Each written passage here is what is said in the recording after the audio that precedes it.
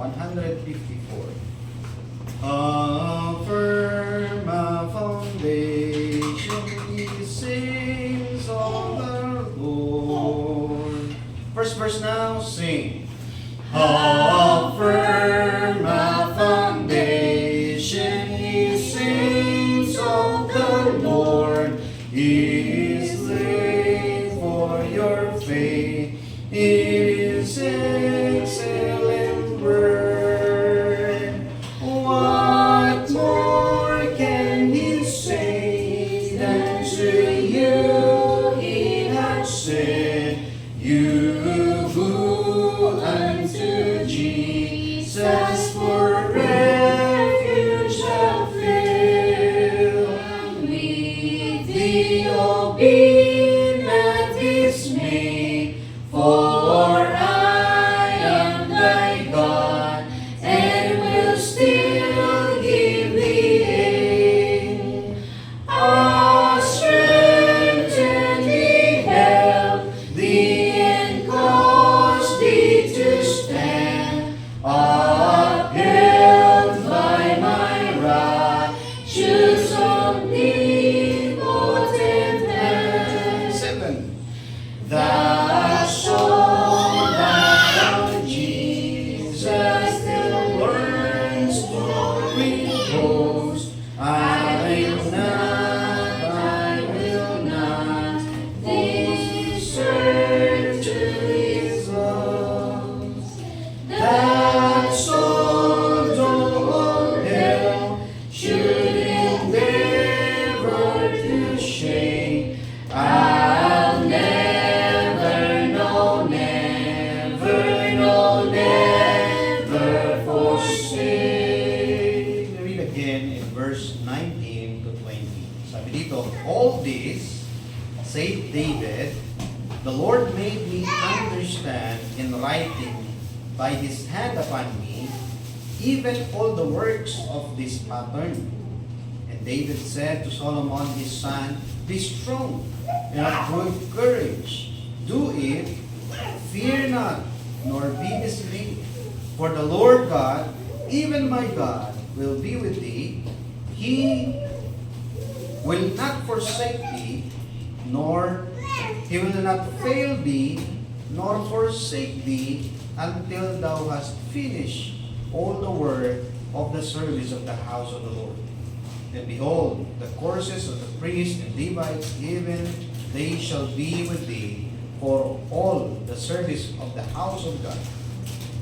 And there shall be with thee for all manner of workmanship, every willing skillful man, for any manner of service, also the princes, and all manner of the people will be holy at thy commandment. So, the main idea of this chapter, mga kapatid, is that God revealed to David the pattern. God reveals a divine pattern for His people. Okay, so to build, to worship, and to live according to live not according to human wisdom, but according to His word, to His will, and glory. So, out of this chapter, we can get the idea, or the main idea, that God reveal a divine pattern. Pag sabing divine pattern, this is not based on man's wisdom, how we should build the house of God, how man should worship God, and how man should live their life. Should not be according to man's wisdom, to our own wisdom, but should be according to His word, to His will, and His glory. This is the main idea that we're going to get into, mga kapatid. So, let me give you the background muna dito sa chapter 28 ng 1 Chronicles. This is the records of a solemn and historic assembly. Pag sabing solemn, very intimate siya. Kumbaga, diba sa isang namamaalam na tao, pag sabi niya na may magtatagudilin ako, diba, tatawagin niya lahat ng kanyang mga minamahal sa buhay at magtatagubilin siya. In that sense, it is very solemn, very intimate, and this is very serious. Because on that gathering, assembly, gives a very final directions. Di ba? Kumbaga, yan ang pinaka-final instruction ng namamaalam eh. In this case, David, before that his death, close to his death, ay talagang tumindig siya. He stand by his feet, no? Binanggit dito sa verse 28. Sabi dito, and David assembled the princes of Israel, of the tribes, and the captains, and the companies of the minister to the king by course, and the captains over the thousands, and captains over the hundreds, and stewards over all the substances and possessions of all the kings. Sa verse 2, then David, the king, stood upon his feet and said, yung sabi dito, David stood upon his feet. Mahina na kasi si David, para na siyang bedridden. No? In this case, David pushed himself to stand by his feet. Kasi, kumbaga, this is my last words. So, ganyan po yung setup niyan. Ganyan po yung context diyan. David now old and near to the end of his reign. Not only the end of his reign, but the end of his life. No? Gather all the leaders of Israel and his sons. Marami po siyang anak. No? And ang pinaka-highlight dito is together with him is the next king, which is Solomon. That time is about 6 to 7 years old pa lang si Solomon. Pero siya na yung magiging hari. So David makes these truths clear. No? Number one, David clarified to them, to all of them, this is what the God said to me. No? Sabi niya, God chose Solomon to build the temple. Si Solomon yung pinili niya. It's not me. I have many sons. But it is God who chose Solomon. Kahit si Solomon is musmusing pa. It's like, parang si Joseph lang si Solomon that time. Imagine that. A little Joseph will be the next president of the Philippines. For example, Marcos called Joseph, no, to all of you, I'll be resigning today. Hindi ba? Kasi nagpo-protesta na po sila doon. So, biglang tinawag si Joseph, okay, sige, stop the protest. And this is be the next president. Can you imagine that? Paano na gagawin ni Joseph niya? Di ba? Ganun po yung setup nito. Solomon was David clarified, it's not me. It's God who chooses Solomon to build the temple. May kita mo yan sa verse 5 to 7. Sabi doon, moreover, I will establish his kingdom. No, sabi sa verse 6, and he said unto me, Solomon, thy son, he shall build my house and my courts. For I have chosen him to be my son, and I will be his father. God said that. Second truth, or nililinaw ni David, David received the pattern for the temple directly from the Lord. So, take note about the word pattern, kasi we will dwell on that, no, sa pattern. Basahin muna natin. Let us lay down first the background. Verse 19, sabi dito, all this, sabi niya, lahat ng ito, said David, the Lord made me understand in writing by His hand upon me, even all the works of this pattern pertaining to the establishment in the building of the kingdom. God said, David said that all of this was given by God a pattern. Pag sabing pattern, it's about a blueprint. It's about the architectural plan. Lahat ng ito na gagawin, na ipapansa ko sa 7 years old na batang ito, na si Solomon, has a pattern came from God. So, ganyan po yun. It is directly from the Lord. Imagine, David is too old to think about how should be the kingdom set up. Di ba? Maisip mo ba yun? Makakapagplano pa ba siya? Ganito eh. Siguro baka nakalimot-limot na yun sa maraming ano, di ba? But God gave him the pattern. God did it. Third, Solomon must follow the pattern faithfully with a loyal heart and willing mind. Sabi dito, and God said to Solomon, my king, sabi dito na Solomon should be faithful. May salitang constant eh. Yan, sa verse 7. Moreover, sabi dito, I will establish His kingdom forever if he be constant to do my commandments and my judgment as at this day. So, ibig sabihin, Solomon must follow the pattern. Hindi niya pwedeng i-alter ito. Kailangan gawin niya ito. At sinabi ng Panginoon, if he be constant, why? There must be a consistency of following the pattern. Kasi nga po mga kapatid, it will not be built in a day time, in a week's time, but it will occur years of building. Mga kapatid, aside of to make sure na yung tinatayong templo ay maayos, He is also reigning as king. May mga other tasks pa po siyang gagawin. And God said, if he be constant, pag sabing constant, faithful, dapat tuloy-tuloy. Ang sabi ng Panginoon, kung magtutuloy-tuloy siya, magiging consistent siya, kasama niya ako. So, very strict po. No? Solomon must follow the pattern faithfully with a loyal heart and willing mind. And fourth, God promised His presence and provision for the obedient. Ibig sabihin, pangako ng Panginoon sa kanya na kasamahan ko siya. I will be His father.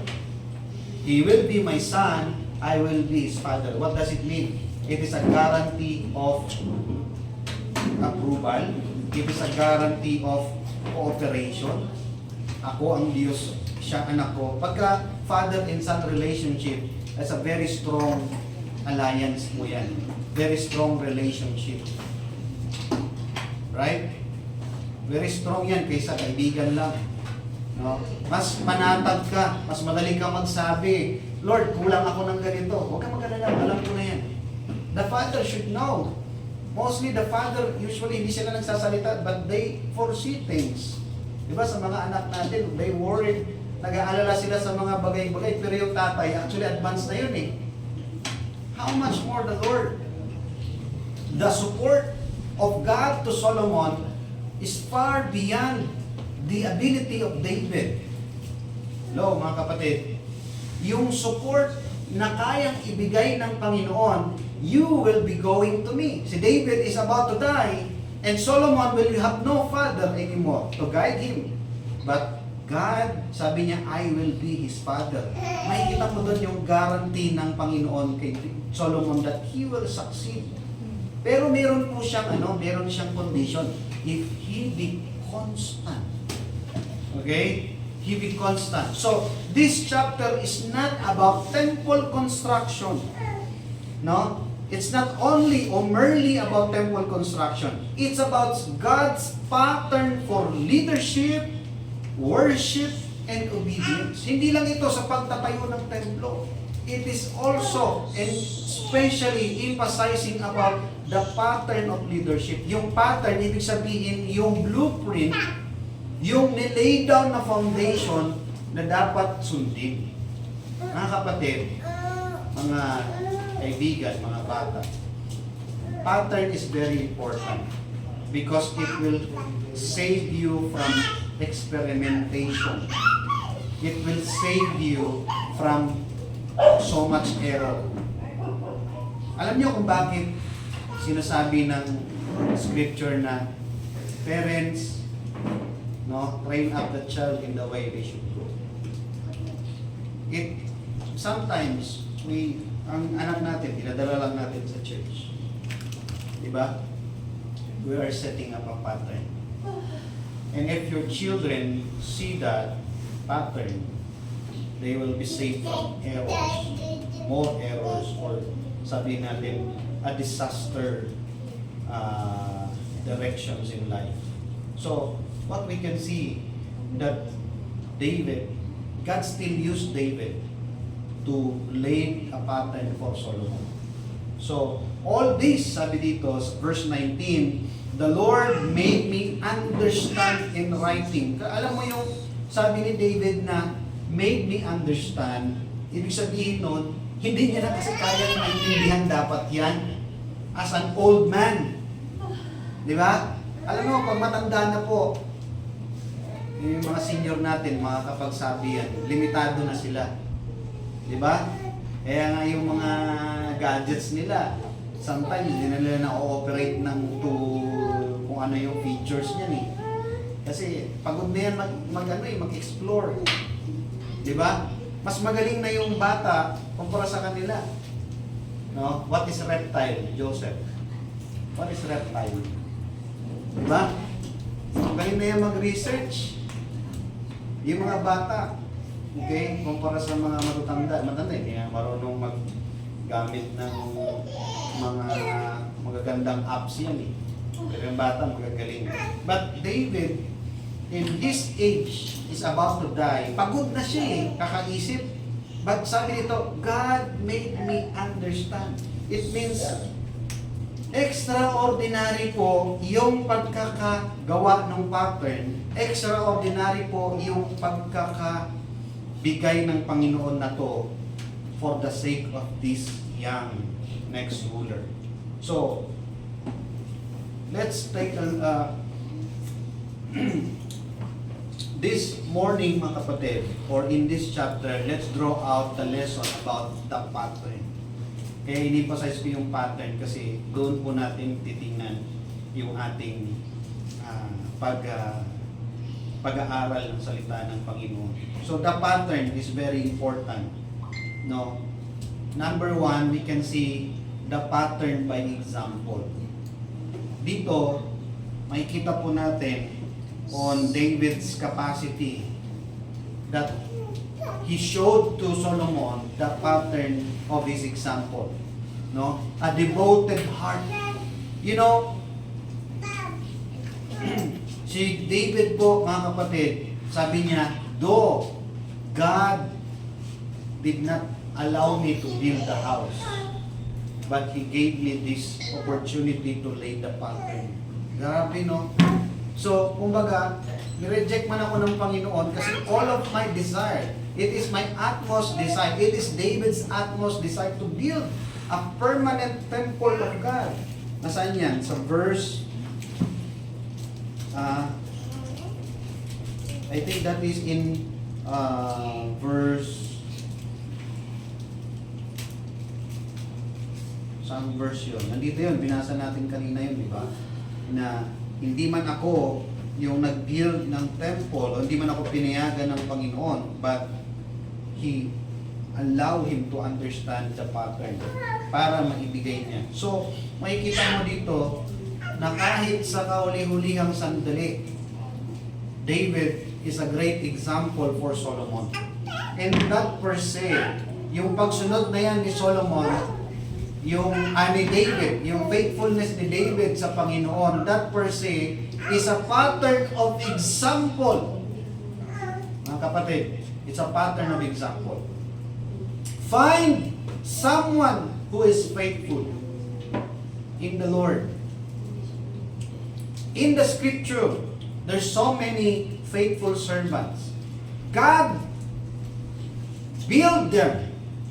Kumbaga, the Lord established them for our pattern. Di ba? Yung mga forefathers natin in the faith, God established them and built them for your pattern of obedience. Even Solomon is a pattern of our service to God. It is a pattern for good and bad example ni Solomon. Tama? Pattern ng bad at saka pattern ng good. pattern is very important.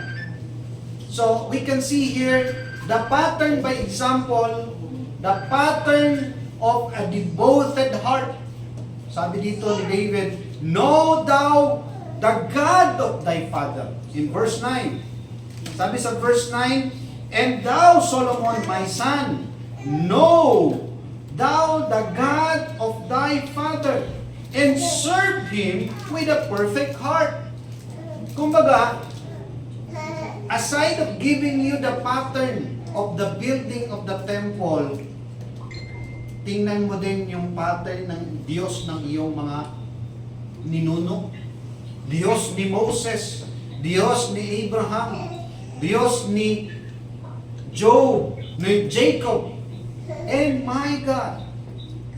No, know your God and serve Him with a perfect heart. Parang ganun din yung gusto natin sanang maipasa natin sa ating mga anak, di ba?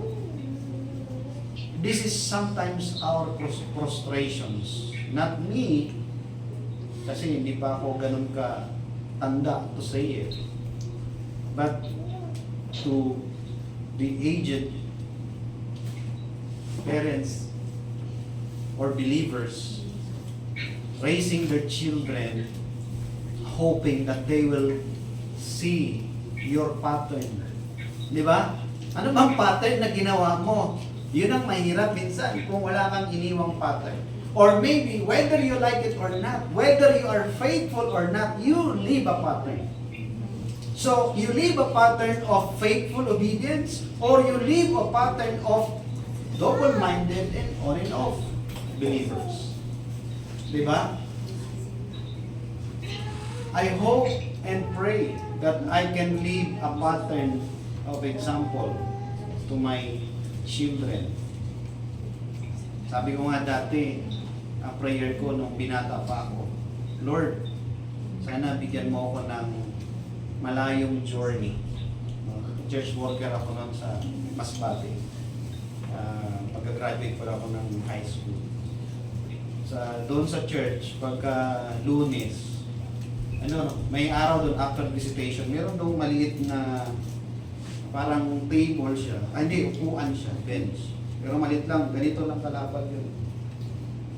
Sakto lang na makahiga yung ganito mo, yung likod mo, tapos yung paa mo nakaruan. So I remember that whisper of prayer. Pagod na pagod ka kaikot sa pag-visitation, dala-dala mga trucks. Sana maraming maligtas. Dala-dalang trucks, may maligtas marami. So, tapos pag-uwi namin, pagod na pagod, tapos kain kami. So yan, Brad, tulog ka muna o pahinga ka muna. Umayang alas 3, ang labas ulit tayo. So higa naman ako doon sa Lord, sana bigyan mo naman ako ng long journey. Tapos I still remember that prayer kasi that journey that I can just, yung bang journey na pag kinuwento ko pa lang sa anak ko, mabibless na siya. Ma-encourage na siya sa Panginoon. And indeed, naalala ko siya ngayon kasi ikwento ko pa lang yung buhay ko pag nakakaintindi na si Joseph sana. Kung talagang titingnan niya yung pattern, sana ma-encourage siya. Diba? I hope and pray that this pattern God built in me can be a pattern that will glorify the Lord in their, sa buhay nila. So, as God's children, hindi ko darating, magpa-pastor pa pala ako, di ba? I hope we can live a pattern. Like David, sabi niya, know thou the God of thy father. Bakit niya sinabi kay Solomon yun? Bakit niya sinabi kay Solomon, know thou the God of thy father?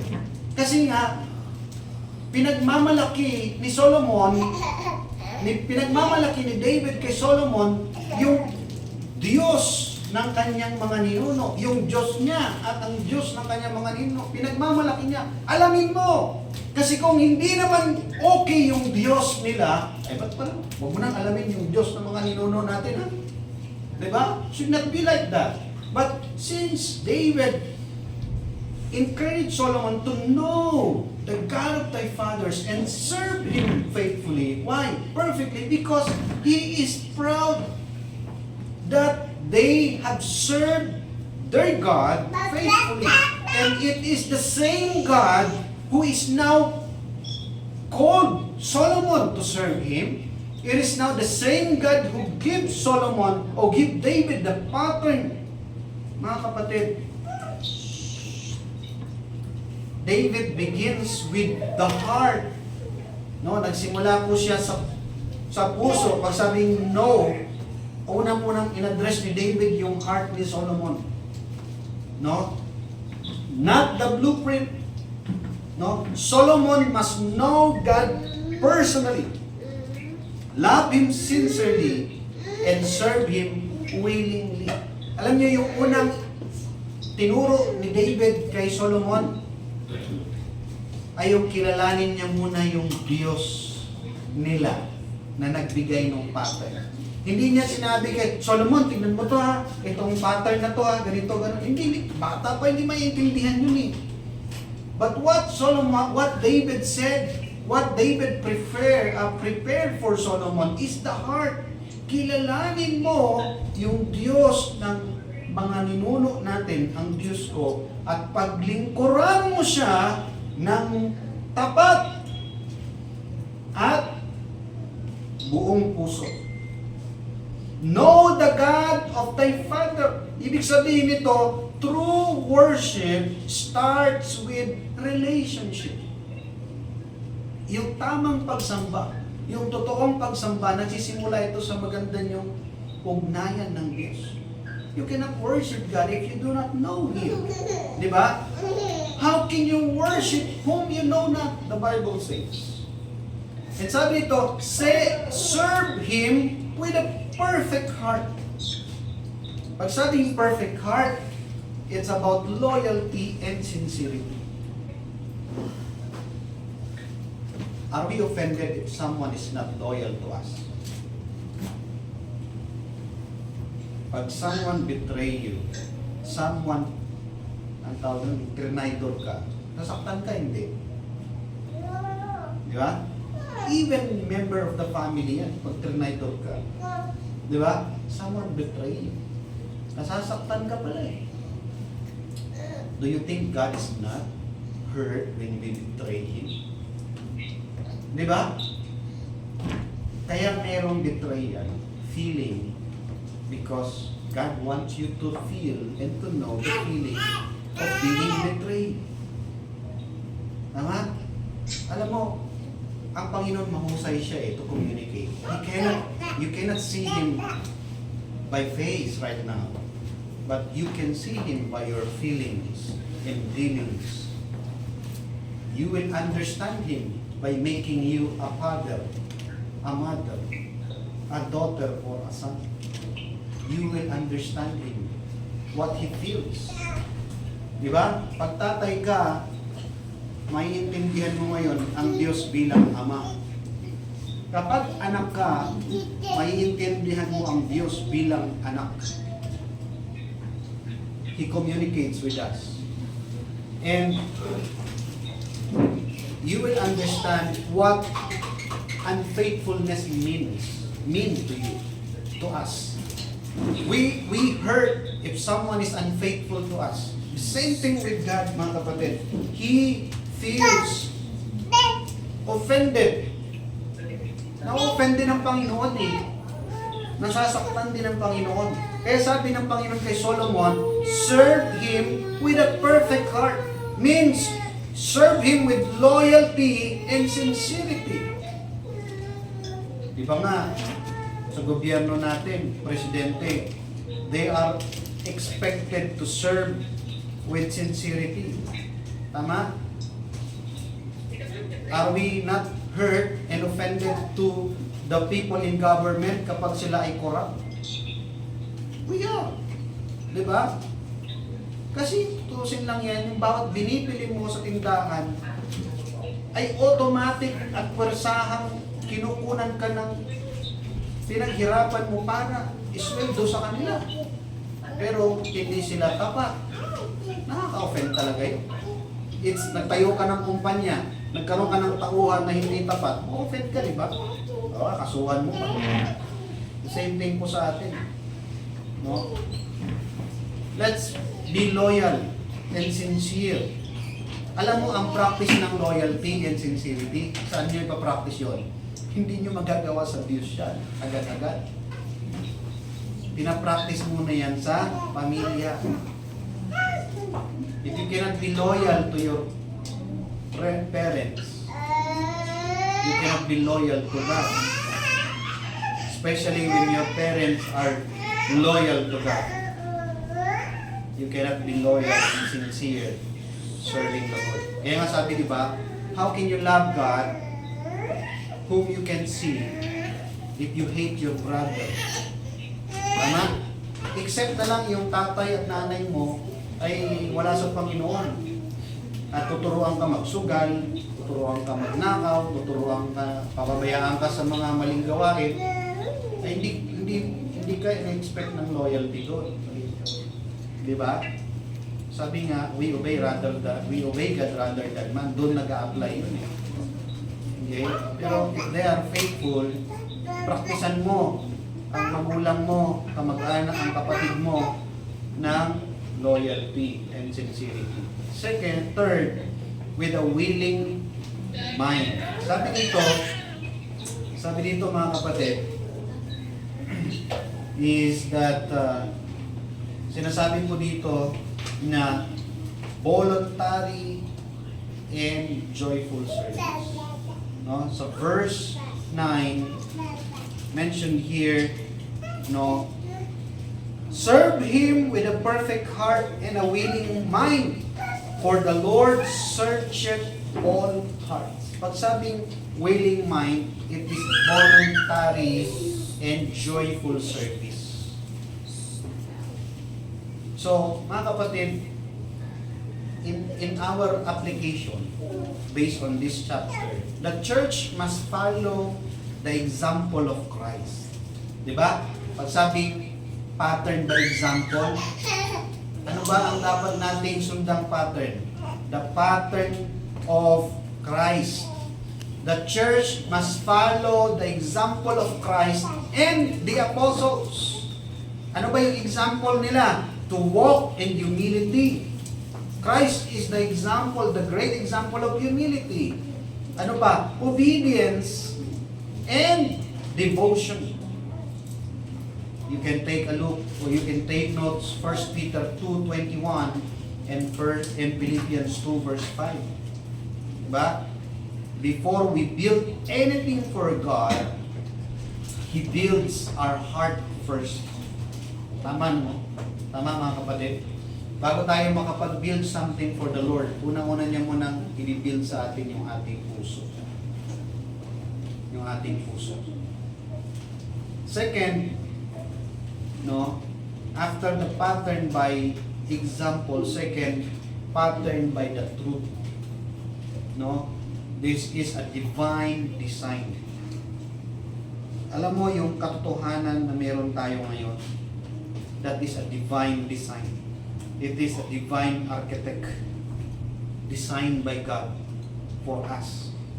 As you can see, David gave to Solomon his son the pattern of the porch and of the houses thereof. Verse 11. Sabi doon, and David gave to Solomon the son the pattern of the porch and of the houses thereof and of the treasuries thereof and the upper chambers thereof and of the inner parlors thereof and of the place of the mercy seat and the pattern of all that he had by the spirit of the courts of the houses round about, and the treasures of the house of God, and the treasures of the dedicated things. No?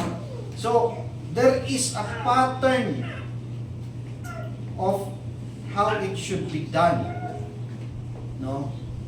So, all this, sabi ni David, all this, lahat ng ito, the Lord made me understand in writing by His hand upon me, even all the works of this pattern. Mean to say, brethren, David received the temple's blueprint by divine revelation. Divine revelation. yung truth na meron tayo ngayon, the gospel is a divine blueprint. It is a divine revelation. It is written not by the hands of man, but by the blood of Christ.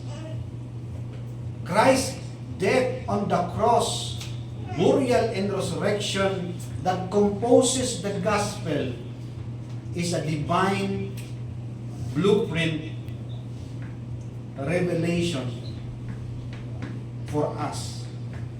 Diyan po iinog ang trabaho ni Solomon doon sa mga blueprint na yun. Therefore, in us, iinog din po ang ating buhay at trabaho based doon sa gospel na iniwan ng Panginoon sa atin. No? David received the temple's blueprint by divine revelation, not human intervention. Every detail was designed by God Himself. So ano makikita natin? No? God gives the pattern for structure, for worship, and priesthood. Sabi dito, Solomon must not alter or innovate. Hindi inaalaw si Solomon na magbaguhin mo to ha. O pagandahin mo na lang to, ito na yung design, di ba? May ganon. Bibigyan ka ng, ito, nakita mo to, ito yung example. Sige, improve mo na lang yan. Di ba? Ang tao, pag improve ko to, hindi naman na-improve, pumangit. No? Ang Panginoon, pag nag-design siya, at best na yun. Ang tao, pag nag-design pag nag-improve hindi naman pa-improve, papangit lalo. Di ba? Kung wala tayong kahabagan ng Panginoon, pag ganun talaga. Mga kapatid, Solomon must not alter or innovate it.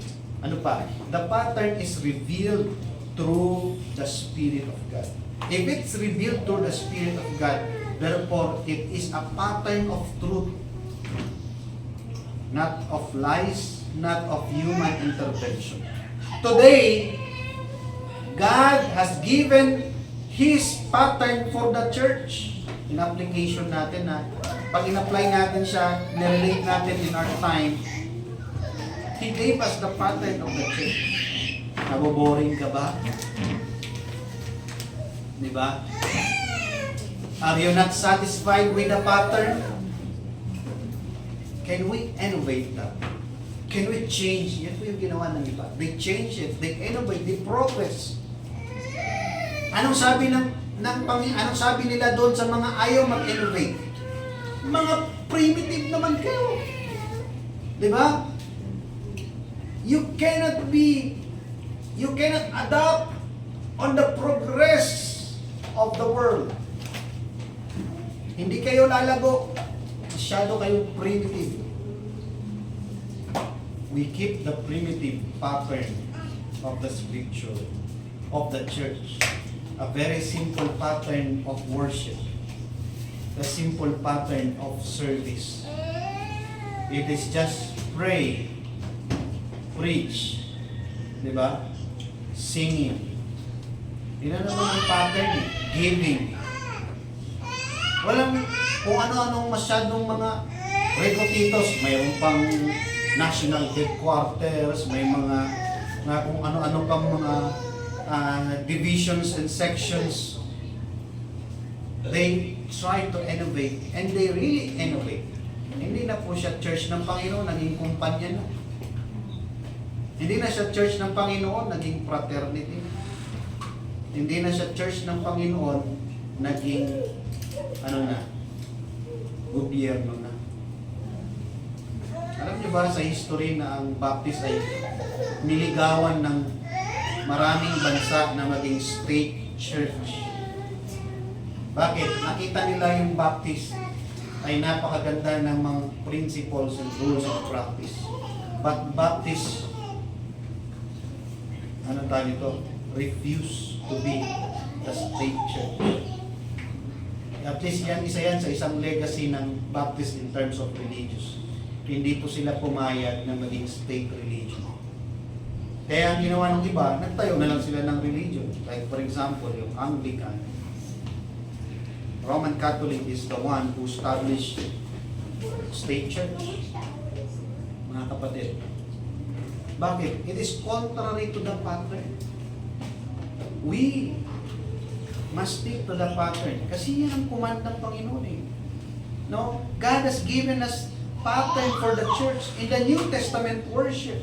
New Testament. For worship, for leadership, for doctrine, and daily living. Complete package po yan eh, na iniwan ng Panginoon. So we are not free to redefine worship. Hindi po tayo binigyan ng laya na i-define natin yung worship ha. Pag sabing worship should be like this, no?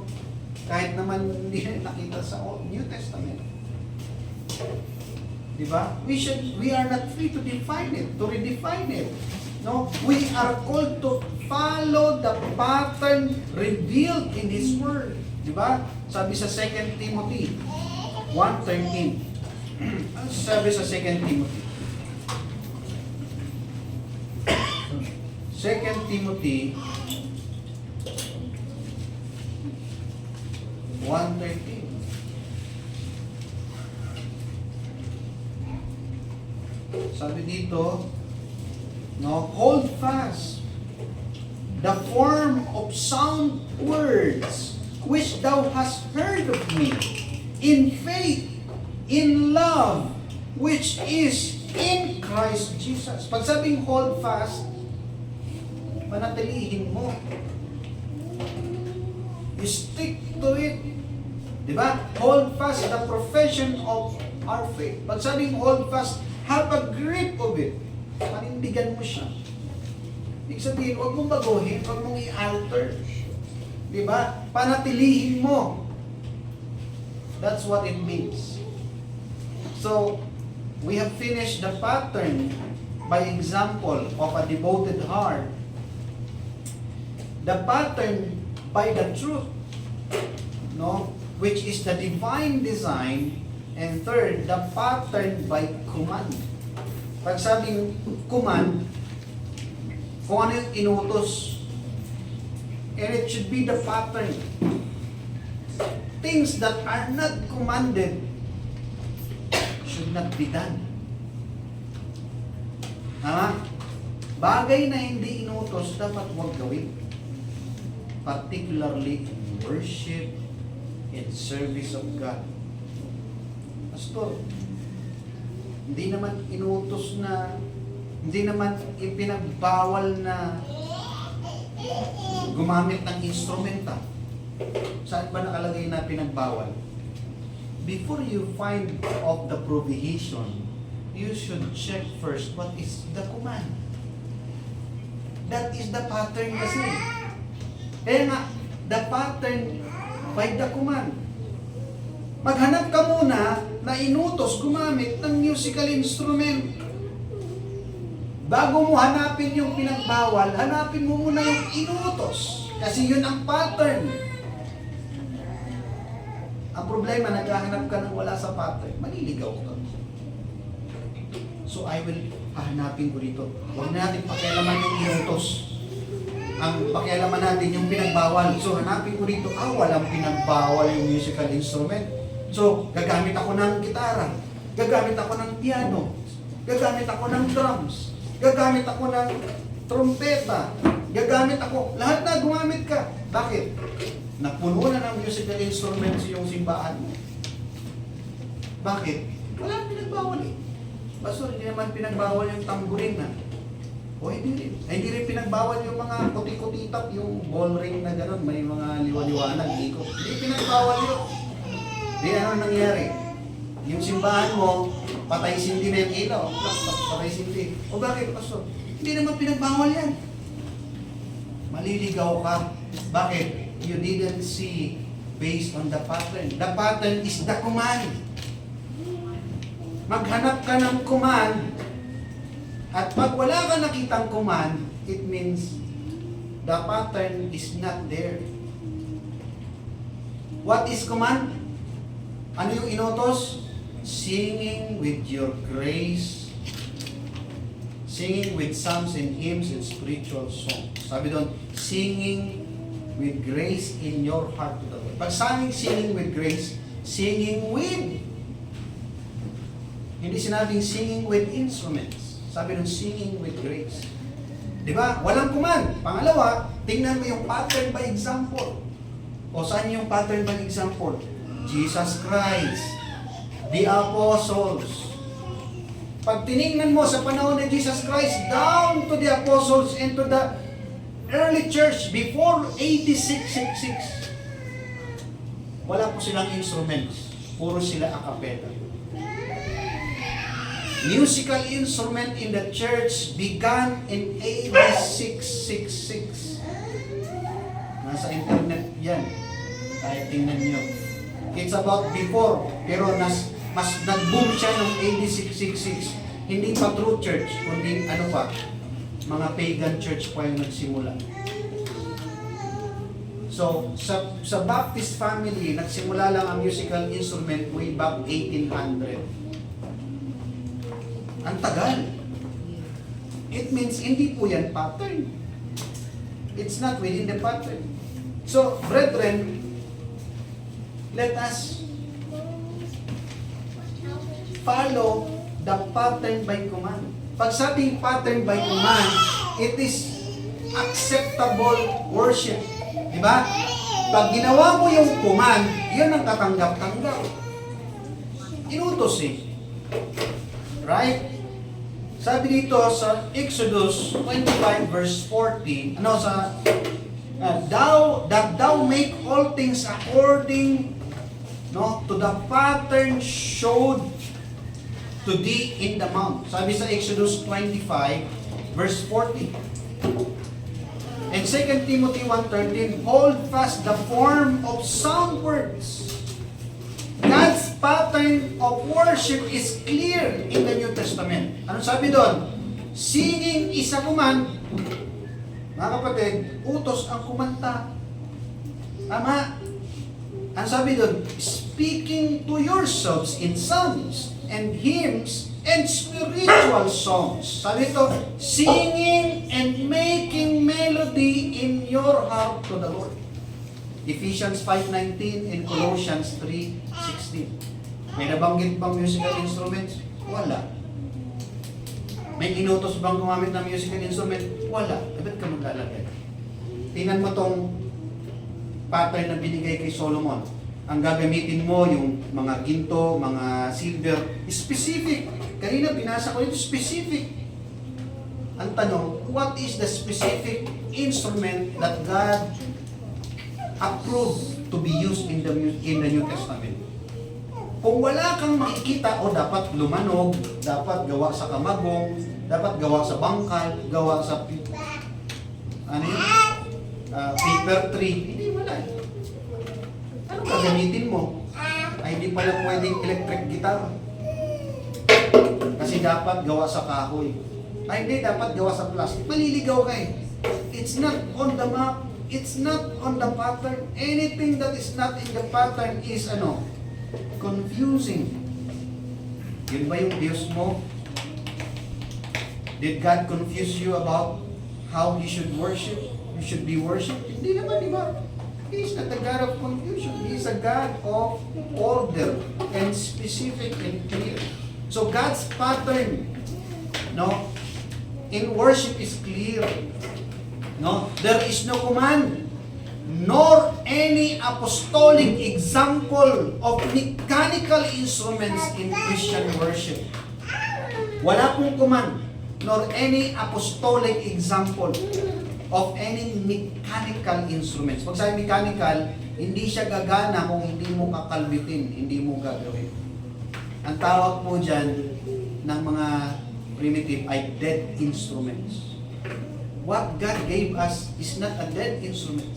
He gave us a living instrument, which is your vocal instrument. Yan. Kaya, pag hindi ka umawit, ay hindi ka sumusunod sa command. Di ba? No, the early church worship is a cappella with the melody of the heart.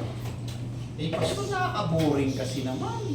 Hindi man lang tayo naliligayahan. Gusto ko sana yung medyo nakikiliti ba yung... Di ba?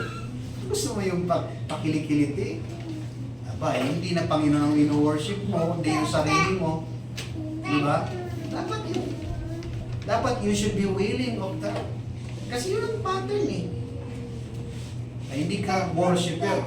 You are pleaser. Di ba? Magkaiba yung worshiper sa pleaser. Worshiper is about to please God. Pleaser is about to please man. Di ba? Ay, huwag ka dito. Doon ka sa concert. Concert. May bayad pa doon. Sikat ka pa. Di ba? Pero not to the service of God. Ano pa? A cappella worship is not a cultural preference. It is God's pattern for acceptable worship. We glorify Him not by adding, but by obeying. Tama? Sabi niya, do not add. We don't add, brethren. We obey. Sabi nga, di ba? To obey is better than if you sacrifice your own feeling and obey to God, that's better than obey your own feeling and disobey the Lord by the pattern. True worship is rooted in divine commands, not human creativity. So, huwag kang masilaw na, let's be creative. Ay, hindi naman pa sa hindi ganyan yung gusto ng Panginoon. Hindi po siya after sa creativity mo. Ang kailangan niya sa iyo, obedience. Ang requirement niya sa iyo, obedience. Hindi niya, sa kumpanya, kailangan yung creativity mo. To God, hindi. Di ba? Fourth, no? We finish the pattern by example, the pattern by the truth, no? The pattern by the command, and fourth, the pattern by promise. Ano ba ang pattern ng promise ng Panginoon? God's presence and provision. Sabi dito sa verse 21 to 20 to 21 ng chapter 28. Sabi dito, no? David said to Solomon his son, "Be strong and of good courage, and do it. Fear not, nor be dismayed. For the Lord God, even my God, will be with thee. He will not fail thee, nor forsake thee, until thou hast finished all the work of the Lord." Ano yung sabihin dito? You can see the pattern of promise. No? The pattern by promise. God promised Solomon His presence as long as he followed the pattern. Pag sabing follow the pattern, be constant. Only if thou be constant. Ibig sabihin ng constant, consistency of obeying the pattern. Diba? The work was great, but God's faithfulness was greater. Sometimes, mga kapatid, maliit tayo kumpara doon sa mga hinaharap nating problema, hinaharap nating mga challenges in life. Because it is telling us that God is greater than us. And He is greater than your challenge. Because God's faithfulness was greater. Makikita natin dito that God would supply the people skill and strength. Diba? Ang Panginoon ang magsusupply ng tao kay Solomon ng mga skills and strength. God's blessing rests upon obedience. Ang blessing ng Panginoon, simple lang mga kapatid eh. It rests upon obedience. We always ask for blessings or after of blessings.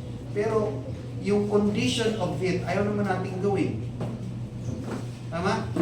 Parang sa pamilya lang din. Gusto natin na matuwa yung magulang natin. Gusto natin na magaan yung magulang natin sa atin, whether kung ano mang support. But we are not obeying them. We are not supporting them. We are not in a good term with them or relationship with them. How can we expect their approval and blessings? The same din sa Panginoon. If we want God's approval, dapat sundin natin siya eh. If we want God's promise, sundin natin siya. Tama? He laid the pattern how you can get the promise. May pattern na siya eh. Kung paano mo ma-enjoy yung promise. Do not alter it. I can still get the presence and promise of God. Anak niya ako eh. Kahit magpapakalakulo ako dito, anak niya ako. Diba? It's not the pattern. That is alternating the pattern. Ina-alternate mo. Ina-alter mo yung blessing ng Panginoon. At papakita mo na still you will be blessed because you are a child of God. Total, anak naman ako ng Diyos. Sa langit pa rin ako pupunta. License shoes na yun eh. Ang pattern ng blessing, anak ka, sumunod ka. That's the pattern of promise. Mga kapatid, no? When the church worship and lives according to God's pattern, His presence is with them. Ang point dito mga kapatid, as a church, kung tayo ay sumusunod sa pattern, He will promise to be with us. Diba sabi doon, and I will be with you even unto the end of the world. Diba? Unto Him be glory in the church throughout all ages world without end. Kaya ang church, kahit mahirap at kaharap sa challenge to the point na magkalagas-lagas yung mga miyembro, kailangan maging tapat siya sa kanyang design, sa pattern. Anong point ko doon mga kapatid? Yung church discipline, kahit ang church discipline kasi ano yan eh, isa yan sa masakit na function ng church, yung church discipline. Kasi ang church nga, gusto natin dumami yung tao, dumami yung mananampaw. Ang church discipline kasi tatanggal ka yan.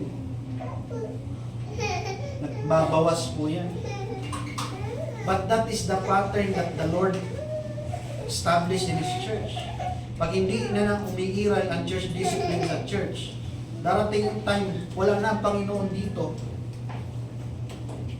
If the church will just ignore or sabihin natin, pinabayaan niya yung mga bahagi ng simbahan na hindi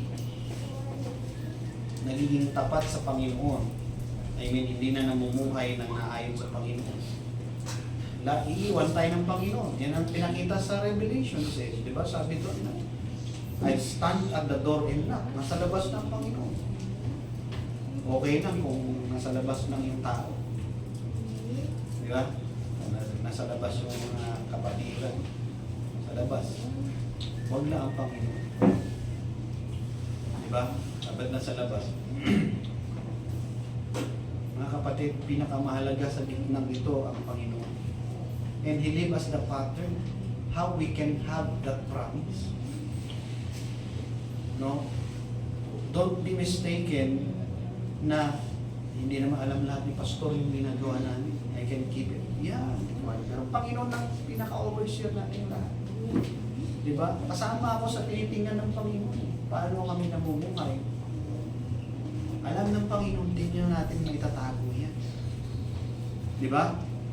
Either ang Panginoon directly or the church will take action about it. Mga kapatid, mahalaga yung church discipline. That's one of the pattern. Kung gusto natin yung promise niya magsumama sa atin, mahalaga yan. And even mabawasan kayo ng kapatiran as members. Hindi naman, yun naman mamamatay.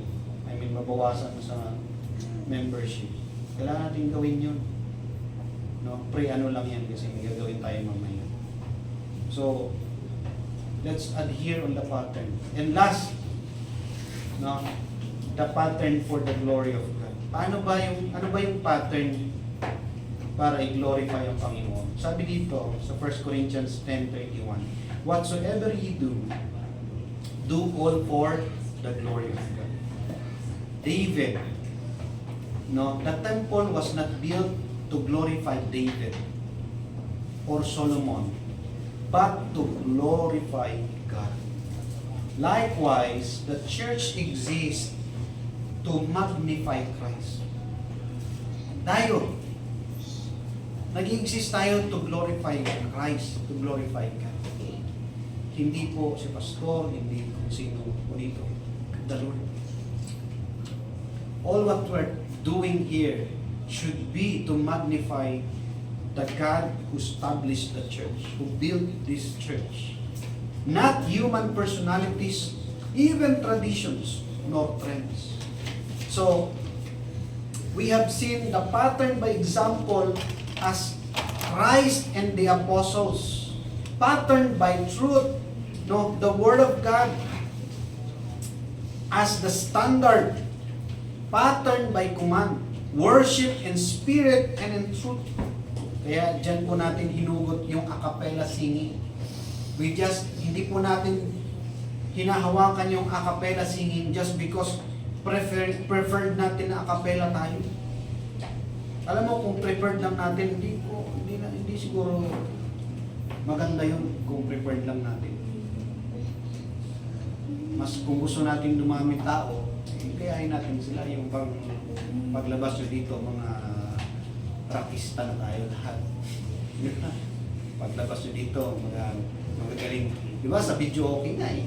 Magaling kumanta. Pag sa worship na, hymn na. Hindi yan makabuka yung bibig eh. Pero sa worship, kahit timba-timba lang yan, sige. Kahit nakabulahaw na ng kapitbahay, sakit sa tenga, sige pa rin. Pero sa worship sa Panginoon, ayaw eh. Hindi ganun ka. Makita mo yung preference ng tao, ganyan. Eh di kung yan ang love ng tao, gusto mo ng tao sundin mo. Eh kaso hindi eh. Ang preference na sinusunod natin ng Panginoon eh. Because that is the pattern of command. Again, worship in spirit and in truth. And last, pattern by promise, which God's presence in obedience. And last is the pattern for the glory of God. Mga kapatid, sabi ng Panginoon, and lo, I am with you even unto the end of the age of the world. Ano yun? Teaching them to observe all things whatsoever I have commanded you. The pattern to glorify God is to fulfill the will of God here on earth. Now, following the godly pattern, Solomon received the pattern and was told to do it. The same thing, the church has also received God's pattern of truth, worship, and living. We are called to follow it. For the believers, let God's pattern guide every step of your Christian work. Don't build on personal feelings or traditions. Build on His Word. For parents, lead your families according to the godly pattern of faith, worship in obedience. Let your home reflect God's divine design. Kung parents ka, pangunahan mo yung pamilya mo according to the godly pattern of faith, worship in obedience. Huwag mong hayaan mo na mag-reflect yung divine design ng Panginoon. For young people, children and young people, look up to godly example and walk in the paths of truth. Sabi nga ng Ecclesiastes, di ba? Remember now thy Creator in the days of His youth.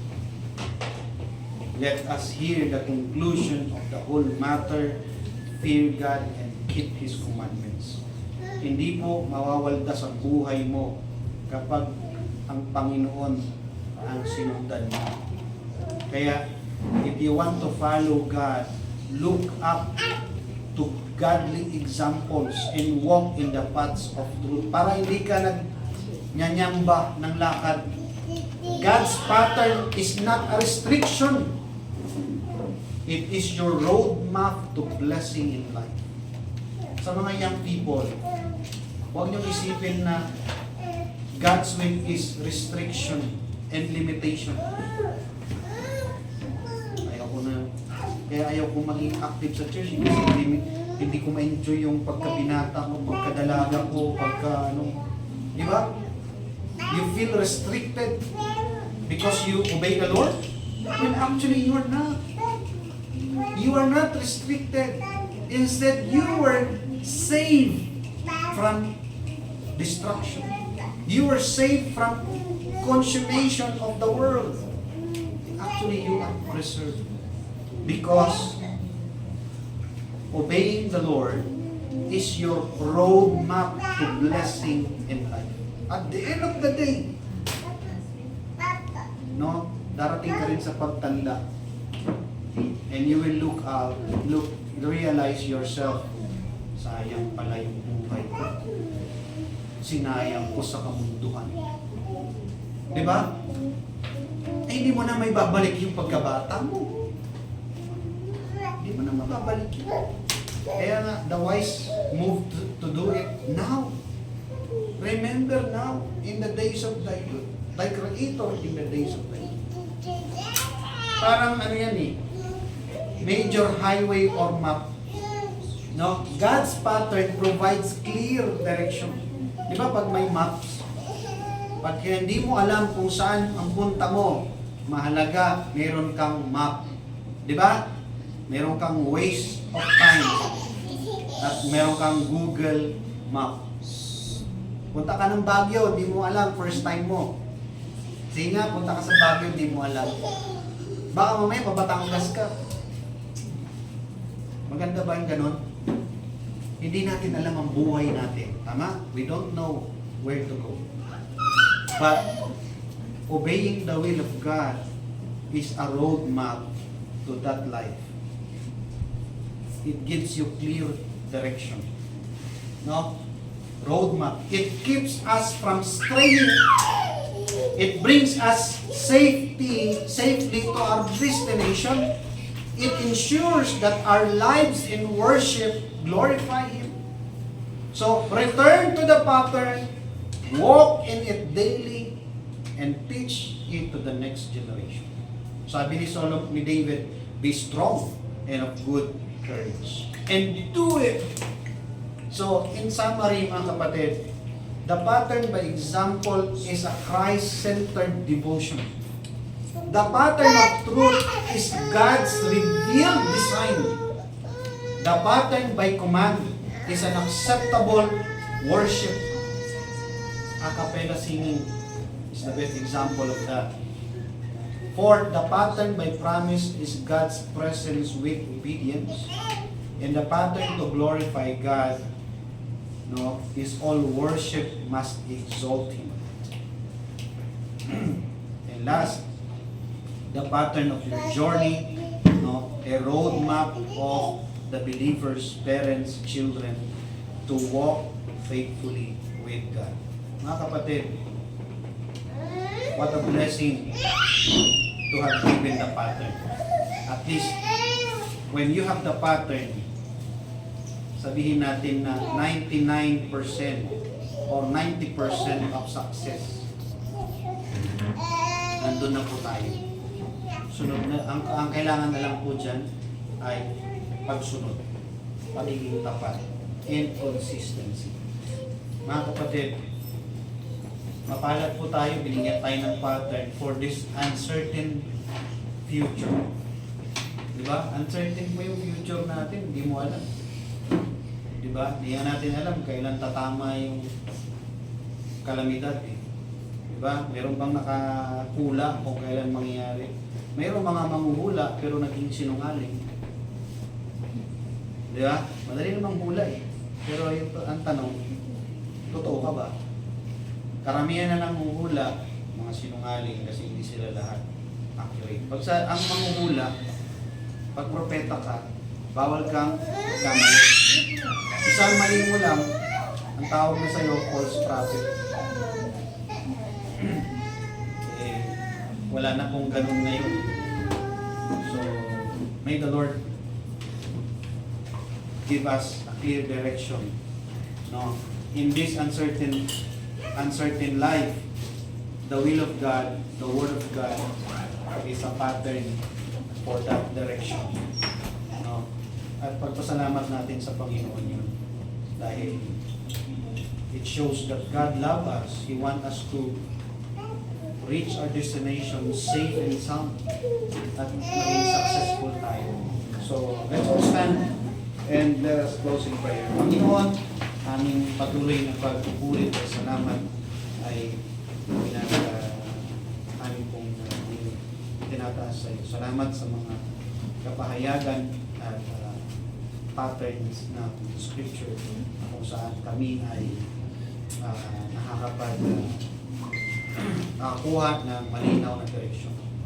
Naway, bigyan mo kami ng pusong masunurin sa na tahakin ang direksyon na nilatag mo sa amin. And may our life indeed all for your glory and praise. Salamat po. These things we pray in Jesus' name. Amen. 576.